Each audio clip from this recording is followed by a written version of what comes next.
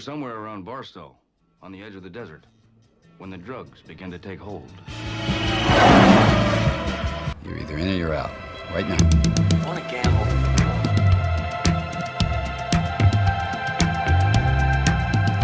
I never want to hear those words out of your mouth again. Gambling is not your problem. Has anybody ever told you before your bad luck? Most gamblers, when they go to gamble, they go to win. Those were my mother's dying words. When we go to gamble, we go to lose. Show me the money. Let's get out of here, man. Show you the money. Honestly, like, let's just go. Let's go to Vegas.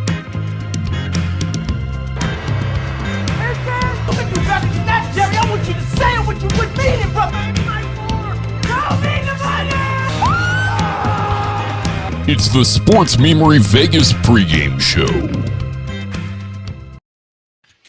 What is going on, boys? The band is back together. It's been a while since we've done this. How you guys been doing?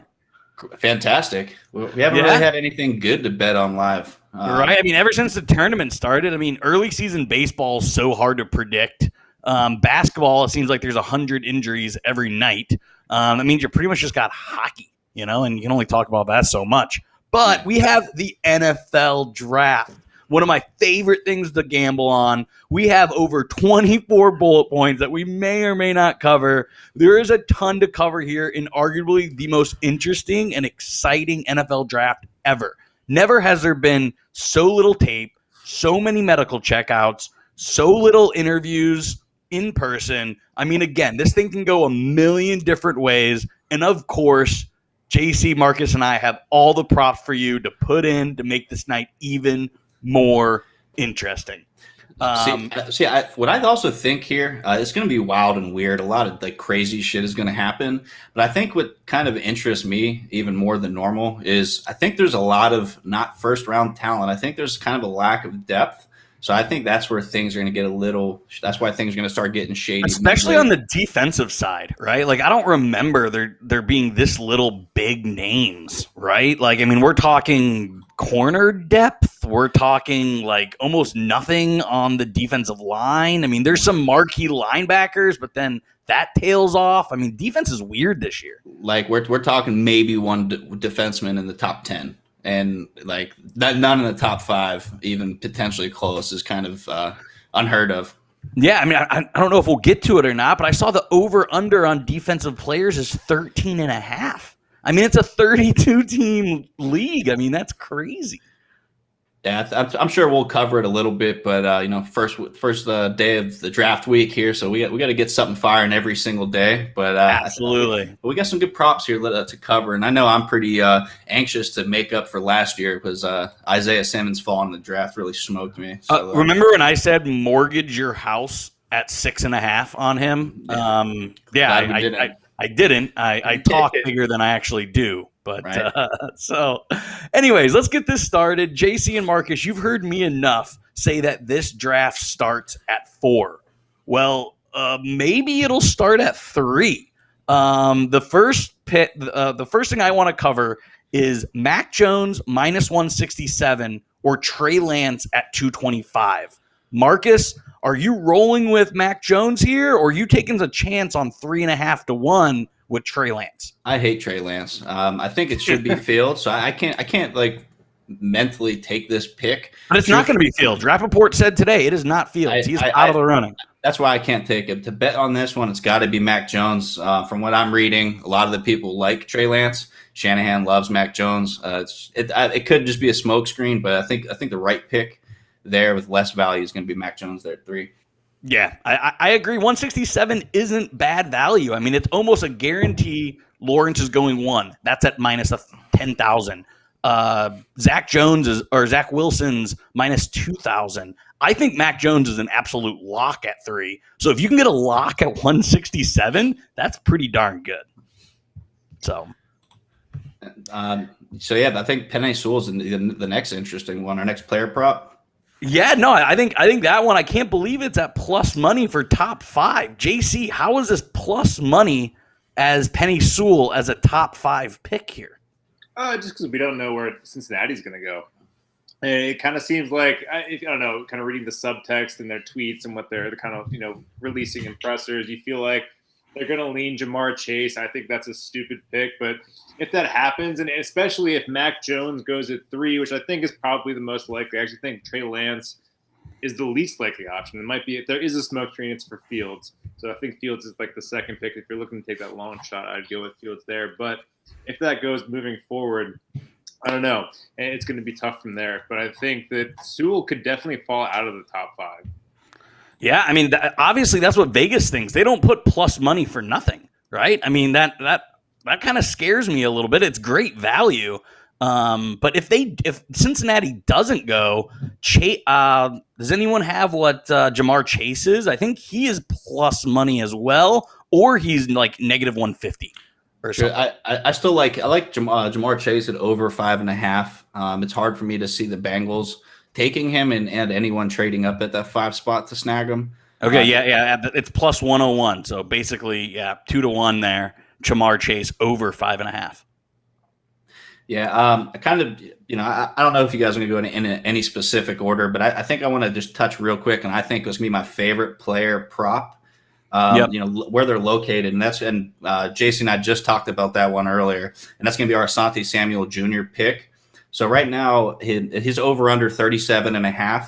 If you think he's going to get drafted later, it's plus money at 105, but at under 37.5 is minus 145, which is pretty solid value. And he's someone who I actually think is going to slide up well into the, in the first round. I think he'll be a 27, 28 at the latest. So there's some good breathing room there. Yeah, I mean, again, if you guys haven't listened to it, it's up on everywhere you podcast. But we did our sports memory mock draft, and I took Asante Samuel at 28 to the New Orleans Saints. So yeah, right around where you're talking about there. Yeah, I think he's a first round player, and I think that's phenomenal at 145 at the under there. Yeah, I think we'll just kind of bounce around on who we like. Yeah, I think it'd be really difficult for Asante Samuel to go out of the first round. I will say the issue I think with Sewell with Cincinnati is they do have Jonah Williams at left tackle and Riley Reiff at right tackle, so they may not want that outside offensive lineman, which creates a problem. So that may be some credence to Chase because they want to go, or they're going to draft, inside offensive line later on in the draft. So that might be there, which I think that. Well, Riley Reiff's injured, right, JC? He's not starting the season. I'm pretty sure. No, he is not. No, he had a pretty serious injury, either in the playoff game or late. Again, my best friend here in Indianapolis is a big Washington football team fan, so I watch a lot of their games. He is not going to be ready for the start of the year. So. Gotcha. Yeah. But again, I mean, you don't draft for a backup, right? So, I mean, if they have both their bookends lined up, then maybe that's where they go. Who knows? Go ahead. He's a Bengal. Yeah, but he was just Redskins last year, I thought. 2 years. No, Reiff was there last year. No, there's a free agent. No, Riley Reiff was 100% there last year. Okay. But so again, you think they'll take a lineman. So one that I found, this is not a first round. This is just for the draft, that Cincinnati will take a lineman at plus 150. That is first round. So you don't like that bet. You think they could go wide receiver in that one? Because that was one that I was taking. I think it's very 50-50. And if they don't want to address the outside, they're happy with their tackles. They're not going to draft Sewell to put somebody in the inside. So they may want to address, centers for the most part, a little bit undervalued. There's not a whole lot of guards in this draft that are looking at like first round grades. So it's an easy pick for them in the second round, where they may go for that ultimate alpha dog with Jamar Chase, who's the only unanimous, probably first round, number 1 overall wide receiver we've seen since probably Calvin Johnson. So I understand if they do make that pick wide receiver. Yep. So let's stay with the Washington football team. Plus 600 to take a quarterback. What do you guys think about that bet? I mean, we've talked about it a few times on the pod, how they're a candidate to move up, especially if Fields slides, which it certainly looks like he might. What do you guys think about that value? 7-1 for Washington to take a quarterback. That's first round, I assume. First round, correct. Yep. It's a huge value bet. You're basically looking at roughly a standard 4-team parlay, I guess, with mid-heavy favorites. So awesome value. I think they definitely have the draft capital to move into that 10 to 12 spot. So if you're looking to, for a good gamble, that's one I'll get a good sweat for you. Yeah, absolutely. Yeah, I mean, they have 19. So I mean, you saw Pittsburgh. I mean, we all know it. They traded 3 firsts to go get Devin Bush to go from pretty much the same position up to 10. That's something definitely Washington could do. So I think it's the same with like Chicago, even potentially with Philly. But if Mac Jones goes at 3, Atlanta will absolutely trade out and someone will come up for Justin Fields at 4. I'm very confident in that. So it will be somebody. So it's not a bad look. Yeah, so let's stay on Chicago there. Plus 400 to take a quarterback. Not as great a value. I think Washington's more likely to do it than Chicago. But again, that's 5 to 1. I mean, it's pretty amazing value. I don't think Chicago. I think they're going to roll with Dalton and Big Dick Nick, though. I think I'm actually kind of on board with that. It's a fair value there at plus 400, but Chicago's they got too many other spots, which I think is going to be a common theme with a few of these teams in the draft. Yep. Philadelphia specifically, not necessarily for quarterback. Everyone's riding them high to take a receiver, but I think it's going to get a little tricky. I think some receivers are going to drop potentially lower than where they're getting anticipated. Philly, they can't go wrong. They could literally pick any position, and it's a good pick. That's just how bad and depleted that team is. Right. So yeah, let's. So one thing again, we're kind of all over that 3rd, 4th, 5th pick because honestly, that's where the most action is. What do you guys think about bullet point 18? First non-drafted quarterback. JC, if you think someone jumps up in a trade for 4, you got to think, either one of those values, Chase at plus 250 or Sewell for plus 500 is amazing, right? Yes, definitely. I'd probably play them both there. I can't see the Falcons staying and drafting Pitts at 4. I just don't think it makes sense organizationally for them. I really do think, especially because we think Mac Jones and Lance are going to be the top 2 picks for number 3. If it isn't a smokescreen, taking it at face value, Fields will go there. Someone will trade up and offer the Falcons much more than they were expecting. So I don't think Pitts is going to go at 4, which means either Chase or Sewell will be the right pick there. Yep. It's funny how a lot of these picks and things we find the most juicy are all stemming around the same handful of players, man. It's that first couple hours is going to be intense.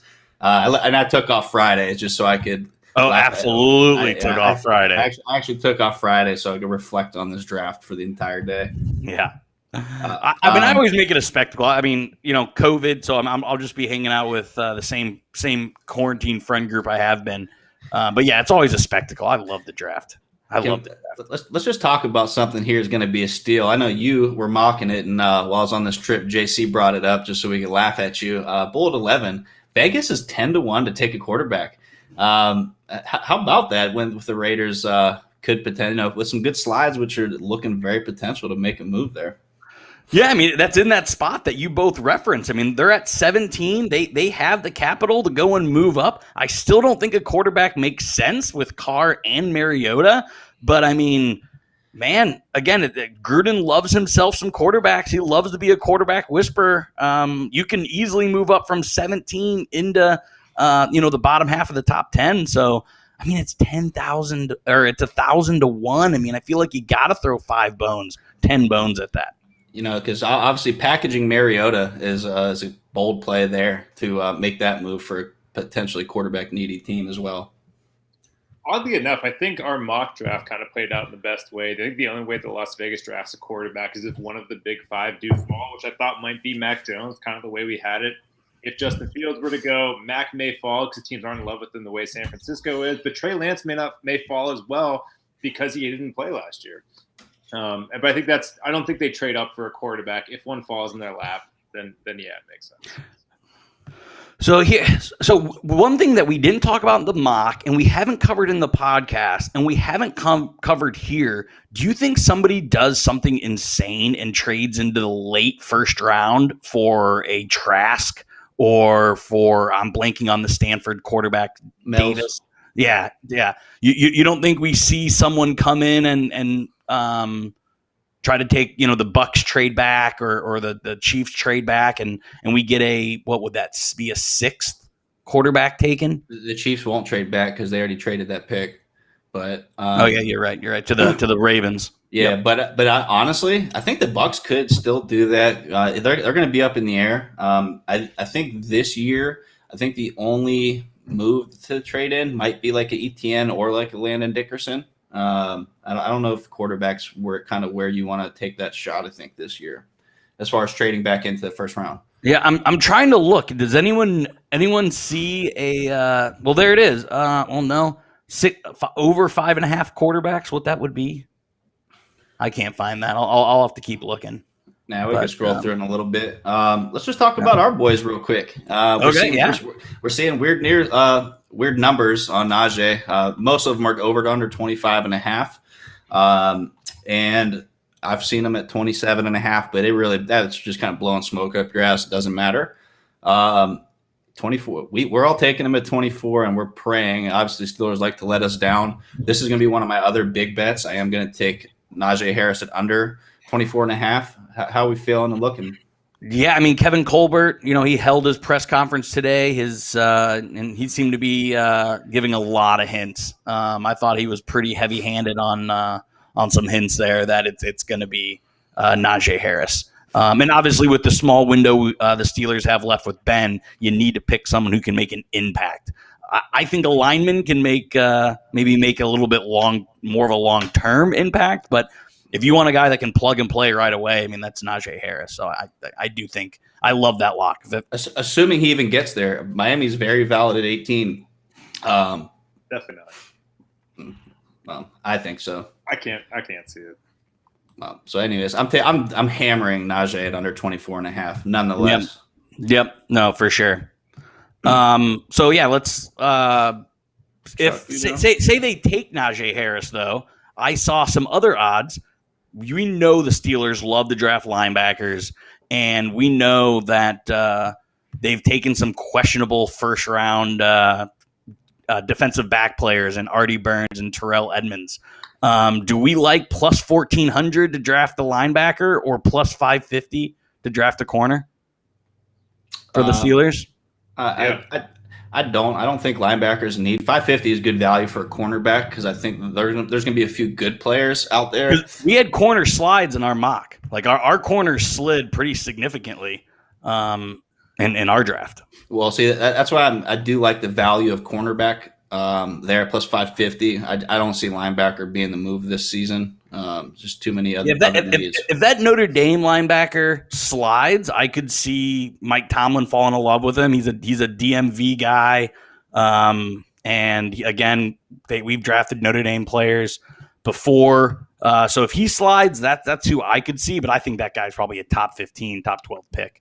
So I don't think he falls to the Steelers. Yeah, I can't see that. It's Asante or Newsome at that spot for value of corners. Both are going to be in play.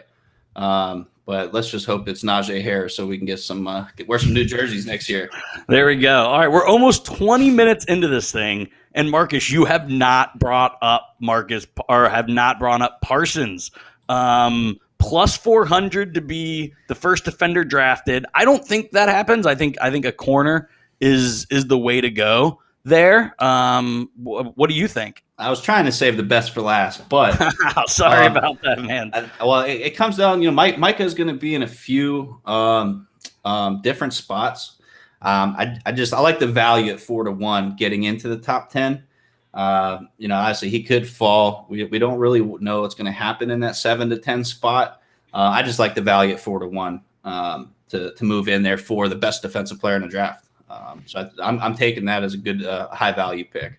Yeah, I saw it where he's plus 120, which isn't amazing value, but it's still plus money as a top 10 pick. So I mean, if you could kind of roll the dice and kind of like again, hedge your bets there. Put a bigger bet towards Micah top 10, and then put a smaller bet at plus 400 for first defender. You guys know how I like to hedge my bets like that all the time. So that could be a play. And now remember, Sean Lee just retired, and Dallas is a little thin at linebacker. Vanden Hurts, Vanden Bosch, he's always banged up. So there's potential there. But it's I love the value there. It's plus 4. Yeah. So to go back to linemen with the top 10 pick, you mentioned Slater could go. JC, what do you think about Christian Darrisaw as a top 10 pick, getting 4-1 odds? I could see it because it kind of depends on the program that's going to bring him in, because I think Darrisaw is one of the more pro-ready guards or pro-ready offensive linemen out there. Have not a whole lot of transition to make. He can play all over the offensive line. So I like Darrisaw a lot.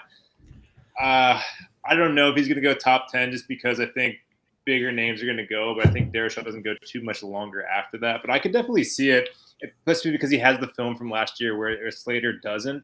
If that's their guy, they're going to take him. And we saw that, I think, last year with one of the guys from Georgia. I can't remember his name. But, yeah, I mean, you never know with those offensive line guys. They tend to get taken to where their team just has them on their board. So Darrisaw definitely potentially going top 10.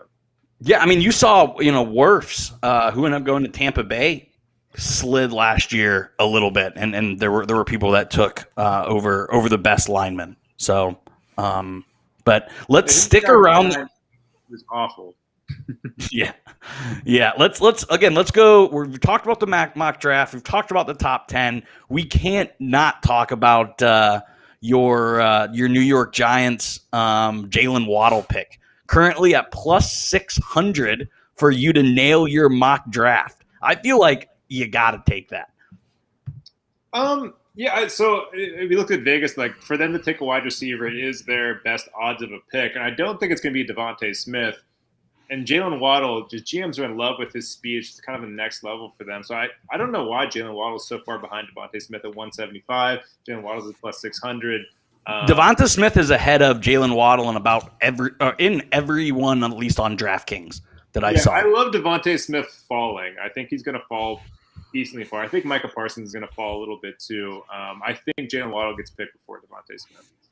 Okay, yeah. I mean, again, 7-1, that's phenomenal value. And again, you can tell me I told you so for a long, long time and make yourself some money. For it, yeah. I think the only reason that those odds are so high is they're not sure if he's going to fall that far. I think they're assuming he's going to get into that top 10 slot, whether it be in 7 or 8. So I think that's why the value is so high. So I think you're looking pretty solid. I think it's a good moneymaker there. Yeah. So I mocked Devonta Smith to Philly. So again, I talked earlier about how I'm going to hedge my bets. Philly is plus 130 to take a wide receiver. So I'm going to take the 130 and probably throw 20 at it, and then probably throw 10 at Devonta going to hopefully double down there. But that's those are two bets that again our mock draft was so much fun. Again, I don't want to keep going over and over it, but a lot of these odds kind of match up with what we did. How many did you say we were going to have right? 2? I think we're at least going to get like 5. The more I thought about our mock, it made more sense than I'd like to admit. I truthfully think we're going to get over 50%. ESPN should hire us immediately if that happens. When you're talking about that format as well, it's not always easy, and it's all about value, and you can't make trades. Which makes it challenging and fun, which is why we like to gamble. Exactly. That's why we're doing this right now. So one of my favorite multi-pick plays I just brought up, which would be number 23 here. Okay, good. We got to save 24 for last. 24 has to be last. For sure. If anyone doesn't put money on that one, you're a loser. So it's the first receiver, running back, and offensive lineman off the board. Which in this case, which I took as the value I like, Jamar Chase, Najee Harris, and Penei Sewell, minus 110. So pretty much your standard juice play. That's one of my favorite ones, minus 110 for those to be the first at their positions off the board. Yeah, I think Chase and Harris are locks. JC, you've done an excellent breakdown so far on this cast about why it may not be Penny Sewell. But again, I think that's again 110. That's one that you kind of just anchor. It's not my lock, but I mean, yeah, I like that one a lot. And JC, real quick, if you go with Slater, same receiver running back combo, Slater at that spot's plus 550. Damn. And your boy Darrisaw is at 55-1. Yeah, like I said, I think the only way that this happens is if Dolphins keep their pick and they don't want to go with that outside. They'll take Rashawn Slater there just for an interior offensive lineman that better fits them. But I do like this pick a lot. And honestly, just with the odds for all three of those, could you play all three and just make money? I feel like you could do that, right? Yeah, well, those odds, it just changes. But this is just to make one clean bet. Standard 3-teamer, even money, big favorites. So yeah, we've talked a lot of Devonta Smith. We've talked a lot of Jalen Waddle. We haven't talked Jamar Chase. Jamar Chase for over 5.5 is plus 101. But I think, are you guys thinking? Or I mean, for under 5.5 is plus 101. What do we think there? So yeah, I kind of touched on it a bit. I love him at over 5.5. I think that's the right way to go as far as where to put your money at. Yeah. I don't see him moving up. He's talented, but I'm always going to be slightly skeptical on some of these guys that haven't played in a while. And not to mention that obviously he played with Burrow. Burrow lobbied for him. Burrow, in kind of a joking, he put Chase up on one of their whiteboards. Just kind of joking around, but Yeah, I'm still going to be 50-50 on that, my man. Again, the Bengals are the Bengals for a reason. They don't make good draft decisions. They should draft a lineman, but they're the Cincinnati Bengals. I think that at plus money, I think that's worth 10 or 20 bucks. Just to know that the Bengals are going to mess it up. And I plus just laugh if that happens because I always like making fun of the Bengals. One of the last ones I want to talk about here is total running backs taken. We both think Najee Harris is going either 18 or 24. Do we think Etienne, or do we think someone falls in love with Javonte Williams from North Carolina? Do we think a second running back slides into this draft at all? If you do, it's at plus 175, which is pretty decent value. It's so tough. I actually do think that Etienne will be at the 33, 34 early second round pick. He's talented enough. I like the value, but it's really hard to see running back slide up in the first. JC took him at 30. So JC, is that a bet that you like? Well, so here's my thing. I mean, we saw it last year too with Clyde Edwards-Helaire. It was kind of a luxury pick. Patrick Mahomes made it on a text message to the GM, which is like the dumbest thing they've ever done. But yeah, I mean, so the Buffalo Bills, they have a great offense. They've drafted a couple running backs that they're just kind of guys. I could see them at like, okay, hey, we're right on the board for a Super Bowl. We can do this. Let's get that playmaker, and let's just do it now. And so I think like Etienne, I think Buffalo is a potential to draft Etienne. Yeah. No, so yeah, then again, you're kind of convinced me at that plus 175. Not something I'd throw a lot of money at, but definitely something like, again, I don't think anyone had CEH as a first round running back last year. So still don't. Yeah. So is there any others you guys want to talk about before what we get into is by far the craziest one. Again, I didn't see this anywhere in any of my sites.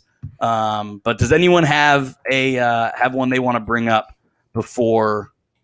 I think the receivers in the first round, we got over under 4.5. And so under 4.5 is plus money. I do like it. I'm really torn on it. I think we are going to get 4, and the 5th could slide. But I think as far as odds and percentages go, under 4.5 receivers. Because you don't like Bateman, you don't like Tony. Who are some other wide receivers that can get into the first round? I don't mind Tony. He's a playmaker. I just think that there's going to be some interesting and like changing opinions on a few. Last time I checked, the biggest negative on Tony was he couldn't catch, and I think that's kind of important. A little important at the position, but the guy makes plays. He does. He's one of the most explosive in a crazy explosive wide receiver draft. I think you're going to get a lot of these. Honestly, I think the second round is great value for those 6+ receivers. Yep. I don't know. So I thought the line would be a little bit higher on this. 4.5 is going to be tough because Chase is going to go. I think Devontae Smith is kind of the wild card. I could see him falling just because of his BMI and how small he is. But the Ravens trading back in and getting 2 first-round picks pretty much guarantees them drafting a wide receiver and likely a safety if Trayvon Moehrig falls. Or maybe they traded up to get past Jacksonville to get Trayvon Moehrig. I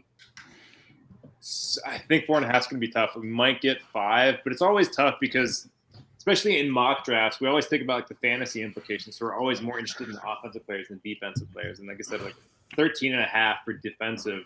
I feel like there's probably going to be more just because they've done more research into the defensive end than we have because we're looking at the fantasy implications. But I think there's probably 5 wide receivers that do go first. Yeah. All right. So any other big ones before we close? So I have one. I don't think it happens. But again, we've talked about Atlanta trading back. We've talked about Cincinnati. I was just watching NFL Live. If they think they can get one of their 3 linemen, they could trade back. At plus 1,200, a quarterback to be taken of each of the first 5 picks. 13-1 for 5 quarterbacks to go in the first 5 picks. What do you guys? I didn't put this one because I thought I was going to have the shocking one, but Marcus, you topped my shock. But what do we think about that one? Big money, highly unlikely because that requires 2 trades. But it's reasonable. I mean, you can definitely build the story to it. I think you could almost build a plausible story to almost any possible outcome coming into this first round. Within like a bullshit reason. It's one I'm gonna have to stay off of myself. You're gonna have to pass on plus 1,200 for 5 quarterbacks. It's never been done before. It's fun, but yeah, I'm not doing it either. It's only because I hate the talent of the quarterbacks as a whole for first round quality. Yeah, I don't know what anyone sees in Lance, but that's not what this podcast is for. We'll do that. We'll do that in next week. Lance, for me, it's just Lance and Wilson. I don't see as first round talents at all. Nonetheless, top 10 talents, and one's going number 2. Yeah. All right. So I found this really fun one, and I think it's specifically going more towards the potential of Devontae Smith falling in the draft. And you're going to hear these numbers right. So this is how the receivers get picked in the specific order, and it doesn't have to be in the first round. So Jamar Chase, first receiver picked. Jalen Waddle, number 2 receiver picked. I still think he's almost better than Chase. So I think that 1-2 is solid. Number 3 is Kadarius Toney sliding up in front of Devontae Smith as the number 3, and Devontae going 4. This one here is 200,000. It's 200,000, which it's going to be over 200-1 on your money. So $5 bet will pay you $1,000 to hit that as those 4 receivers. In order. That's insane. First of all, I've never seen that happen. And if you can find this, you have to do it. I've been trying to find it ever since you told me about it, and I'm 0 for so far. But yeah, if you can bet $1 to win 1,000, I mean, JC, it'll be 5 to 1,000. 5 for 1,000. Yeah, sorry about that. I went to a Big Ten school. Yeah, I mean, that's insane. I mean, JC, you've said it over and over again, how you think he's really going to slide. And we were talking about it earlier. Wide receiver is a position that only, one team has to fall in love. We were talking about Dotson being a reach. We were talking about Darius Hayward-Bay. We were talking about Ruggs from last year. You got Torrey Smith. You got all of these wide receivers that have been reaches. I think Toney might be this year's reach. And 200,000 to 1. I mean, that's my brain is melted hearing. Yeah, so it's not just us. I mean, there's a big name by the name of Peter Schrager who does very well with mock drafts year after year. that said that there is a chance that Kadarius Toney goes top 15. That people might take him over Devontae Smith because when he does have the ball in his hands, he's ridiculous, and he's kind of a tough player to really grade because he really just came on last year. But man, so do you think it's Smith's size? Do you think it's Smith's size that's making him slide? Like, why? The guy won the Heisman. I mean, you saw what he did in the playoff and all that. JC, tell me why you think this guy's going to slide. I mean, so I don't have it in front of me. I should have had it ahead of time. But the list of receivers at his weight and height, they're bad. And the BMI for those receivers, like how they translate into the NFL, is very bad. A lot of people have been making like the Reggie Wayne comparison, but like Reggie Wayne was 40 pounds heavier. So, but yeah, wide receivers with his size just do not translate well at all into the NFL. And is he a unicorn? Maybe. Because I love his game. The dude can flat out ball, but no, we'll see what happens. Yeah. That's phenomenal, guys. You guys heard it here. I don't think we'll ever throw 200,000 to 1 odds ever again. So find that, search everywhere on the internet to try to find that and lock it in. It'll be the best $5 that you lose ever. Awesome, guys. Well, again, like Marcus said, we're just going to continue to provide draft content all week. Again, our podcast and mock draft is up on everywhere you find mock drafts. Tomorrow we will have some team and division based podcast that'll go out, and then on Wednesday we will do kind of bold predictions, final predictions for the draft on Thursday. Guys, nothing else matters this week. So no, it's taking over my life. Good thing my boss doesn't like sports. All right, guys. All right. Until tomorrow, guys. You guys take it easy, and I'll talk to you then.